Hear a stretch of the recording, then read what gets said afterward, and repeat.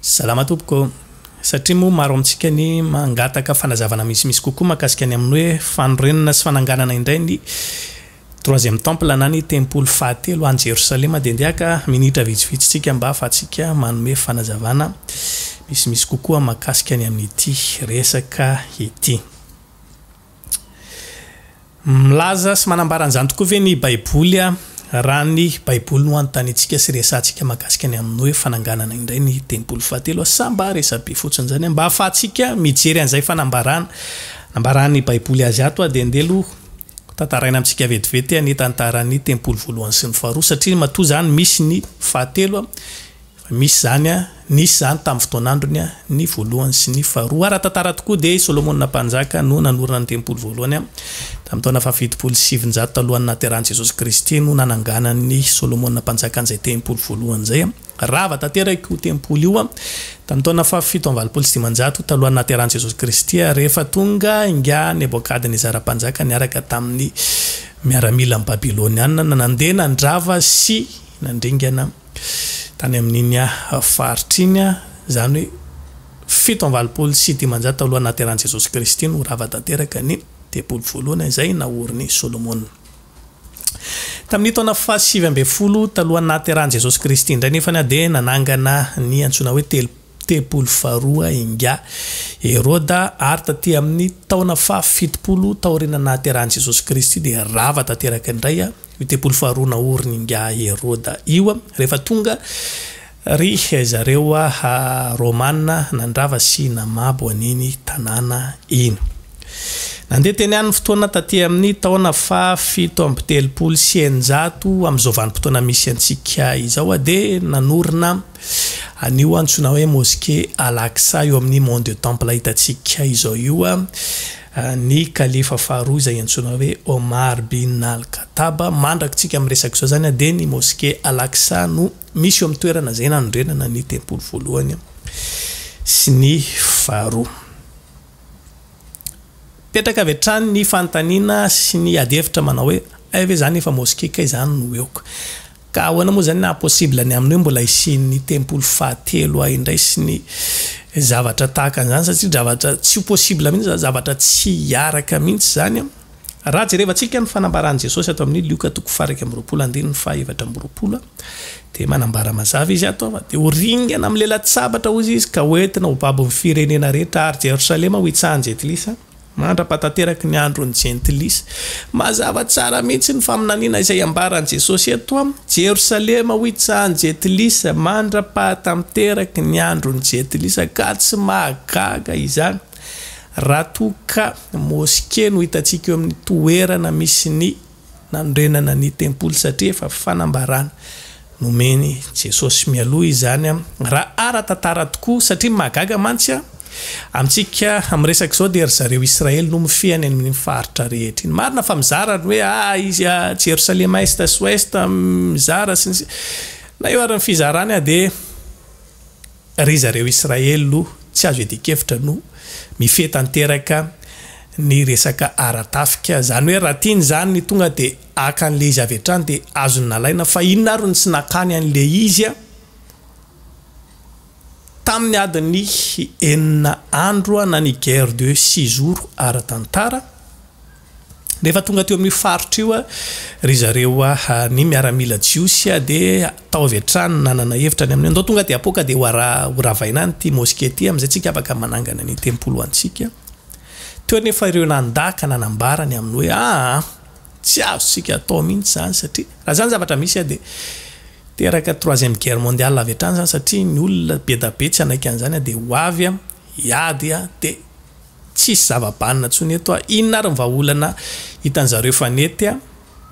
azony tokoa ilay toerana raha tokony ho izy zany dia anao an'izay tiany atao izy saingy maninona nomeny zareo ireo ho tantanin'ny firenena arabo na ny polisy zareo arabo ny fandripahalemana misy eo amin'io mosquée Al-Aqsa na ny Mont de Temple mandraka ankehitriny mba hialana amin'izay hoe isy ny disadisa izay ka amintsika miresaka izao dia tsy misy jiosy afaka miakatra mandeha mivavaka eny averika any na dia fa azony zareo Israeliana ara ny fibaikona ny toerana ray manontolo iny dia tsy manana zo mihitsy ry zareo hiakatra hivavaka eo amin'izany toeran'izany satria efa nomeny zareo mba ho fehezin'ny fanjakana arabo ny fandripahalemana eny amin'ny toerany tsy mandehandeha ho azy zany satria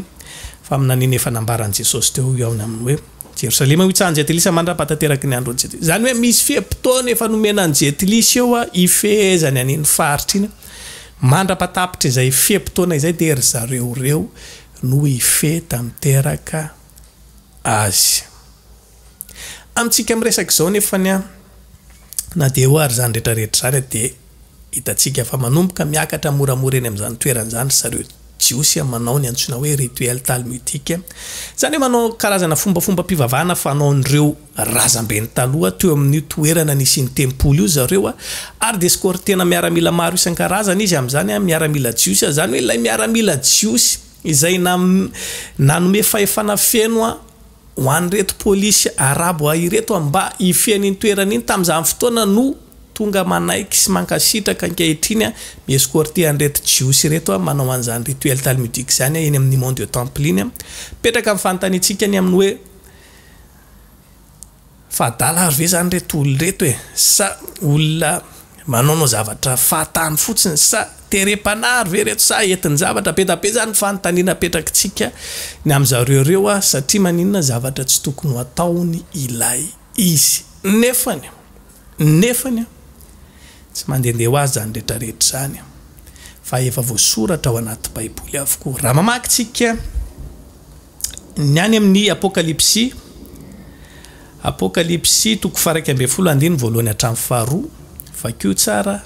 raha io akaikinao amin'ny baibolinao dia ho azonao zay ambaran'ny tenin'Andriamanitra eto ary nomena volotara tahaka ny teninao ka nisy nilaza tamiko hoe mitsangana ka refeso ny tempolin'Andriamanitra sy ny altara ary sao izay mivavaka ao fa nikanjo ivelan'ny tempoly dia avy alao ihany fa zambara efesina fanomenan'ny Jetilisa zany ka nitsaka ny tanàna masina 12 volana izy fa aminanina nomenan'ny Jaune zany tamin'ny fotoanandro mba hanina handrefo ny tempolin'Andriamanitra sy ny altara ary anisan'ny mpivavaka ao anatiny be ny olona milaza hoe zavatra tempoly any an-danitra neny tinambara amin'izany tempoly any an-danitra ve dia vaikio tsara nefa ny andinin'ny faharoa fa nikanjo ivelan'ny tempoly dia avelao ihany fahazambara efesina fanomenan'ny Jetilisa zany ka nitsaka ny tanàna masina mandritry ny 12 volana kianjo ivelany ozy izy aza mbara efesina zava ho azy zany fa tsy any an-danitra zany satria any an-danitra tsisy kianja ho an'ny Jetilisa zany ny tempoly izay ho resahana ambaran'ny ten'Andriamanitra eto dia ny tempoly eo amin'ny misy ny mont de temple ankehitriny na ny mosquée Al-Aqsa izay noentina tamintsika teo ny fanazavana makasika azy ahoana ary zany ve dia zavatra possible zany rehefa ny tenin'Andriamanitra milaza azy mazava tsara mihitsy ny ambaran'ny tenin'Andriamanitra eto zany fa ijoro ifanindran-dalana eo zany ilay mosquée sy ny temple na ny tempoly raha ity tenin'Andriamanitra ity no raisitsika satria ilay kianjo ivelan'ny tempoly izy aza refesina fa avy alao eo ihany nomenan'ny Jetilisa izy zany ka nitsaka ny tanàna masina mandritry ny 12 volana izy 1260 jours na telo taona sy tapany amin'ny vanim-potoana farany zany izay sy ny fahorimbe dia mbola ijoro mandrak'izany io mosquée io satria maninona efa nomenan'ny Jetilisa io mena anitsaka an'izany toerana masina zany izy mandrapatonga amin'ny fotoana voafetra ozy izy Jesosy tary amin'ny Matthieu Luka 2:20 mazava ho azy zany fa zay efatra tiana nomenan'ny Jaune eto ifanindran-dalana eo ifankahita eo ny tempoly na ny tempoly fahatelo ozy izy tsika sy ny mosquée Al-Aqsa raha ho raisitsika tsotra fotsiny izay tia ny tenin'Andriamanitra ambara ho amintsika izitsika hoe zany ve dia mandresy lahatra ve zany ina moa zany tena tsy maintsy ilaina an'le tempoly eo ijoroany eo mazava ny fanambarana izay ambaran'i Jesosy any amin'ny Matthieu 4:20 fa ady-pamataranandro io izay amantarantsika ny amin'ny hoe fidirantsika ao anatin'ny fahoriana lehibe raha hitanareo mitsangana eo amin'izay fitoerana masina indrindra ozy izy fa vetavetan'ny fandravana izay ny ampilazany any Daniela mpaminany akisaina izay mamaky izany rehefa mitsangana eo amin'ny fitoerana masina indrina no fahavetavetan'ny fandravana eo no anomboka ny antsoina hoe fahoriana lehibe aiza no toerana misy an'izay hoe fitoerana masina indrindra izay tsy aiza akory tsy inona akory fa ny tempoly Tesaloniana faharoa dia mbola manambara sy manazava amintsika tsara ihany koa toko faharoa andiny fahatelo hatramin'ny fahaefatra za mety hovitan'olona koa ianareo fa tsy ho avy zany raha tsy efa tonga aloha ny fiamorana ka sio ilay lehilahy nota dia ilay zanaky ny fahaverezana ilay manoatra ka manandratra ny tenany ambony izay rehetra atao hoe Andriamanitra na izay vavana ka dia mipetraka eo amin'ny tempolin'Andriamanitra izy ka manao ny tenany Andriamanitra. Fomba anankiray izay ahafantarantsika ny fisehoan'ilay lehilahy nota na ilay antikristy zany dia tsy inona akory fa rehefa izy izay no manandratra ny tenany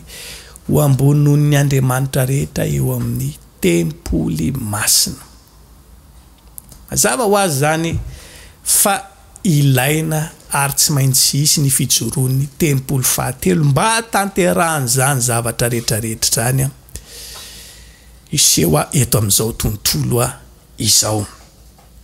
Verina amin'ilay fanontaniana manetikitika antsika teo ny amin'ny hoe ahoana ary moa zany na tanteraka an'izany raha ilay apokalipsy toko faha 1 teo ny raisitsika hoe ifanindran-dalana eo ifankahita eo ny moske sy ny tempoly sarotra tokoa ny inona an'izany sarotra tokoa ny aneketsika an'izany raha ny zava-misy ankehitriny tsisy hoe jiosy andeha ifanindran-dalana iray toerana ivavaka amin'ny musulman zany zavatra impossible zany. Kanefa rehefa hitantsika ihany ny zavatra misy ankehitriny any amin'ny hoe manafika ny Israely tsy mety mitsahatra manao pression ny firenena ato ankilany ihany amin'ny hoe mila manaiky ny fitsanganan'ny maradalana ny État Palestine ianareo tsy ekeny zany ary tsy anaiky an'izany mihitsy azy izy rehefa tsy anaiky dia tsy anaiky zany hoe raha ho ambananao basy izy zany dia tsy ho resinao amin'izany mihitsy tsy hova hevitra amin'izany izy fa amin'ny fomba ahoana nefa no afana ahatongavan'izany satria tenin'Andriamanitra zany dia tsy maintsy tanteraka resaka accord na fifana raha nefa ny hoetana tamintsika teto foana ny hoe accord d'Abraham sy ny sisa fa accord isangeza be anankiray ao ambadika ao ity fananganana ny 3e temple ary tsy vao zao kory nisy an'izany resaka izany fa efa ela efa tamin'ny fotoanandrony Ariel Sharon no efa nisin'izany fananganana ny tempoly fahatelo amin'ny fomba ahoana dia fa izay mihitsy no nitondrana azy tamin'izany fotoanany amin'ny hoe eto amin'ny ilany eto ho an'zareo arabo eto amin'ny ilany eto ny an'zareo jiosy samy eo amin'ny mont de temple daholo no anaovana azy. Saingy sarotra ny atongavana amin'izany satria tsy moramora ny fandraisana fanapahan-kevitra amin'izany. Kanefa kosa raha mahita ny zavatra misy amin'izao tsika